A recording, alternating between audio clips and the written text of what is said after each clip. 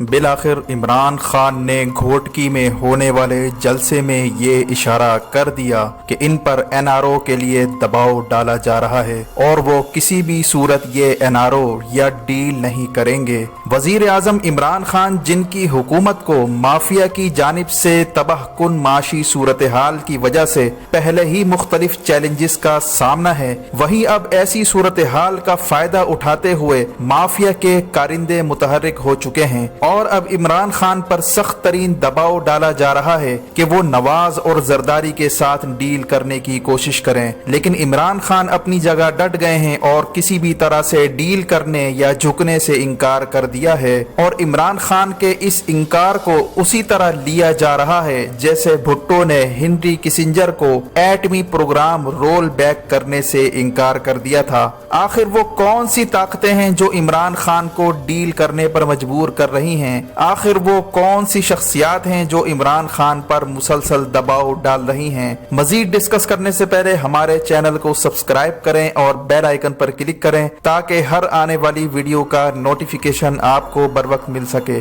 ناظرین کرام، عمران خان جو اپنے کرپشن مخالف نظریات کی وجہ سے جانے جاتے ہیں، ان کی 22 سالہ طویل جدوجہد کا مطمع نظر یہی تھا کہ کسی نہ کسی طرح پاکستان کے سسٹم سے کرپشن کا خاتمہ کیا جائے۔ وہیں عمران خان کو بہت سے مختلف چیلنجز کا سامنا کرنا پڑا ہے، کیونکہ عمران خان جس راستے پر چل پڑے تھے وہ کانٹے دار اور پرخطر راستہ تھا، لیکن منزل اور مقصد اتنا اعلیٰ تھا کہ یہ سب خطرات کو مول لینا اور ان سب سے ڈٹ کر مقابلہ کرنا عمران خان کی خمیر میں پہلے ہی سے موجود تھا، اور کرکٹ کی طویل ریہرسل نے عمران خان میں لڑنے اور مقابلہ کرنے کی صلاحیت کو پروان چڑھا دیا تھا۔ یہی وجہ ہے کہ عمران خان نے گندی سیاست کے تالاب میں چھلانگ لگا کر اس کی صفائی کا کام اپنے ذمے لے لیا، جس کی چھینٹیں ان پر پڑتی رہیں، اور اس وقت کی مافیا نے عمران خان کے خلاف پورا زور لگا لیا کہ کسی طرح عمران خان پر کرپشن کا الزام ثابت ہو جائے، لیکن عمران خان کے بارے میں اب دشمن بھی اعتراف کرنے لگے ہیں کہ عمران خان کی سیاست سے لاکھ اختلافات ہوں لیکن عمران خان کی ذات پر کرپشن کے الزامات کوئی نہیں لگا سکتا۔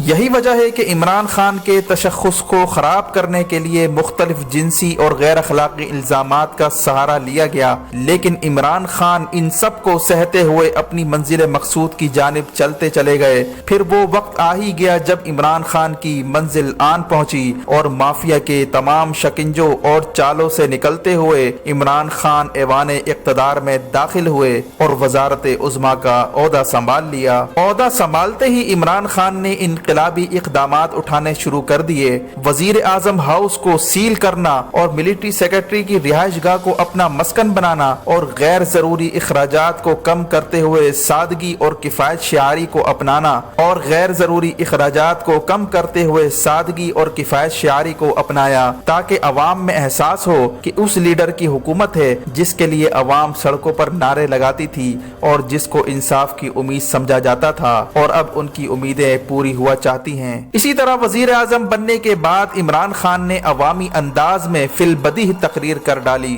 جسے سن کر بھارت جیسا دشمن ملک بھی تعریف کرنے پر مجبور ہو گیا، لیکن عمران خان کو وقت کے ساتھ ساتھ اندازہ ہونے لگا کہ چیلنجز کا اصل مرحلہ اب شروع ہو رہا ہے۔ اس سے پہلے تو ٹریلر چل رہا تھا اور وہ چیلنجز کسی اور کی طرف سے نہیں تھے بلکہ انہی لوگوں کی جانب سے چیلنجز کا سامنا ہے جو عمران خان کے حق میں نعرے لگاتے نہیں تھکتے تھے۔ عمران خان نے جب اپنے ویژن کو عملی جامہ پہنانے کا منصوبہ بنایا تو بیوروکریسی نے روڑے اٹکانے شروع کر دیے، جس پر عمران خان نے اندیا دیا تھا کہ اگر عمران خان کے راستے میں بیوروکریسی نے رکاوٹیں ڈالنے کی کوششیں کی تو ان کے خلاف سخت کارروائی ہوگی، لیکن رفتہ رفتہ عمران خان پر یہ باتیں کھلنا شروع ہو گئیں کہ اگر کارروائی کرنی ہے تو اپنے ارد گرد بیٹھے وزراء کے خلاف پہلے کارروائی کرنا ہوگی، بعد میں دیگر لوگوں کی طرف جانا ہوگا۔ مافیا اس بات کو اچھی طرح جانتی تھی کہ عمران خان کے خلاف کرپشن کے الزامات نہیں ہیں اور قوم ان پر بھرپور اعتماد کرتی ہے، اور عمران خان کی پوری کوشش ہوگی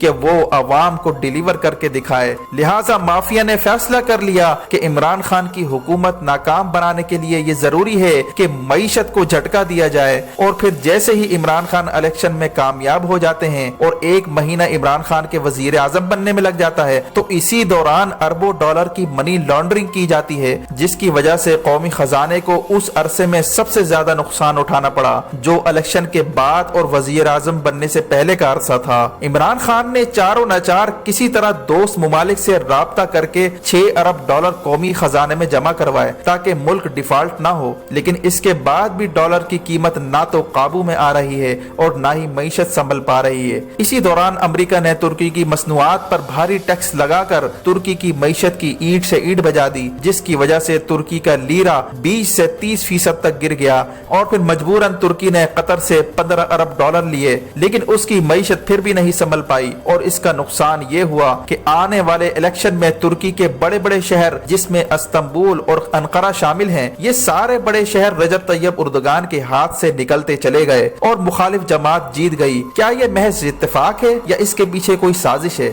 माहिरीन अब इस नतीजे पर पहुंच चुके हैं कि पाकिस्तानी मईशत की ज़बू हाली के पीछे उन्हीं अनासिर का किरदार है जिन्होंने तुर्की की मईशत की ईंट से ईंट बजाई थी, जिससे ये नतीजा अखज़ किया जा रहा है कि इमरान खान और रजब तैयब उर्दुगान के दुश्मन एक ही हैं और वो नहीं चाहते कि अवामी हुकूमत कायम हो जो न्यू वर्ल्ड ऑर्डर की राह में रुकावट बने। आलमी साम्राज्य और दज्जाली कुव्वतों ने यह फैसला कर लिया कि वो उन मुमालिक की मईशत गिराएंगे जो दज्जाली कुव्वतों की बातें नहीं मानेंगी या उनके एजेंडे की राह में रुकावट बनेंगी। आप तेल की दौलत से माला माल वेनेजुएला का हाल देखिए, वहाँ पर ऐसी सूरत हाल पैदा कर दी गई कि लोग कचरे से खुराक चुनने पर मजबूर हो गए हैं। जो लोग दज्जाली कुव्वतों से नबरदाजमा हैं, उनकी मईशत को माफिया के जरिए से गिराने की कोशिशें की जा रही हैं। वक्त आ गया है कि तुर्की और पाकिस्तान अपना माशी निजाम तब्दील करें, डॉलर के बजाय मकामी करेंसी में या फिर सोने या चांदी में तिजारत करें। ये मसनूई कागजी करेंसी वाली मईशत जवाल पजीर होने जा रही है। नोट पर नोट छापे जा रहे हैं। करेंसी माफिया करेंसी की वैल्यू और ऊपर नीचे करके मईशत का तिया पाचा कर रही है। यही वजह है कि तुर्की और पाकिस्तान की मईशत काबू में नहीं आ रही, क्योंकि ये मईशतें जिनके काबू में हैं, वही लोग अब इस मईशत के साथ खिलवाड़ कर रहे हैं और वो नहीं चाहते कि पाकिस्तान की मईशत तरक्की करे। वक्त आ गया है कि गैर सूदी और इस्लामी मईशत को फिलफौर नाफिज किया जाए और मईशत को जादुई अकाइयों से निजात दिलाकर हकीकी मईशत पर तवज्जो दी जाए, ताकि पाकिस्तानी मईशत हकीकी मानों में तरक्की करे और गैर मुल्की इस्तेमार से आजाद हो। इसी तरह इमरान खान ने तमाम तर सूरत हाल के बावजूद इस बात का फैसला कर लिया कि चाहे पाकिस्तान की मईशत के खिलाफ जितनी भी ये लोग साजिशें कर लें, लेकिन वो किसी के आगे नहीं झुकेंगे, ना ही एनआरओ करेंगे। इस वक्त इमरान खान पर अपने ही लोगों की जानिब से दबाव डाला जा रहा है कि अगर एनआरओ या डील नहीं की तो हुकूमत चलाना मुश्किल हो जाएगा।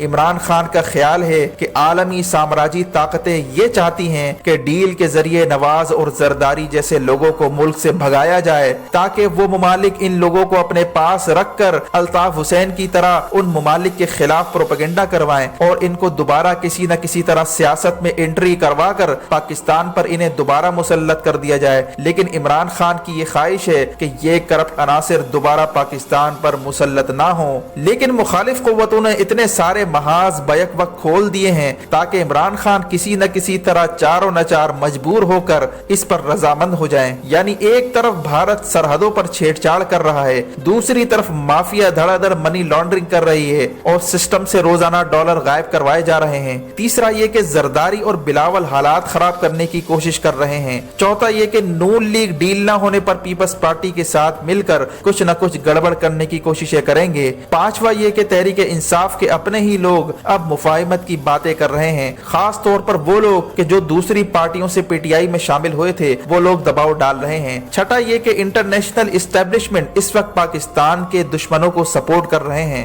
यही वजह है कि डॉक्टर शाहिद मसूद को मीडिया छोड़कर मुल्क से बाहर जाना पड़ा। जब तक मामलात किसी करवट नहीं बैठ जाते या मंतकी अंजाम तक नहीं पहुंचते, डॉक्टर शाहिद मसूद की वापसी नहीं होगी। इन तमाम सूरत हाल से ये बात बखूबी वाज़ेह हो जाती है कि आलमी साम्राज्य और दज्जाली कुव्वतें पाकिस्तान में बैठी माफिया को बचाना चाहती हैं। इस मकसद के लिए वो पाकिस्तान की मईशत को कमजोर करके इमरान खान की हुकूमत पर दबाव डाल रही हैं, ताकि माफिया किसी तरह से बचकर मुल्क से बाहर निकल जाए और वो भी कम पैसों में। इसलिए कि इस माफिया ने मनी लॉन्ड्रिंग करके जिन मुमालिक में पैसा रखवाया है, वो मुमालिक कभी नहीं चाहेंगे कि ये पैसा वापस पाकिस्तान चला जाए, क्योंकि ऐसी सूरत में خود इनकी अपनी मईशत कमजोर हो जाएगी और पाकिस्तान मजबूत हो जाएगा, इसलिए कि उन लोगों की मईशतें पाकिस्तान से लूटी हुई दौलत पर चल रही हैं। यही वजह है कि बैरून मुल्क से पैसा वापस लाने में दुश्मनों की तरफ से रुकावटें डाली जा रही हैं। दूसरी तरफ इमरान खान ने फैसला कर लिया कि अगर इनके काम में रुकावटें मजीद डाली गईं तो वो किसी भी वक्त असम्बलियां तोड़कर अवाम के पास जा सकते हैं, ताकि इमरान खान को 2/3 अक्सरियत मिले और इमरान खान वो फैसला करें जो अवाम चाहती है,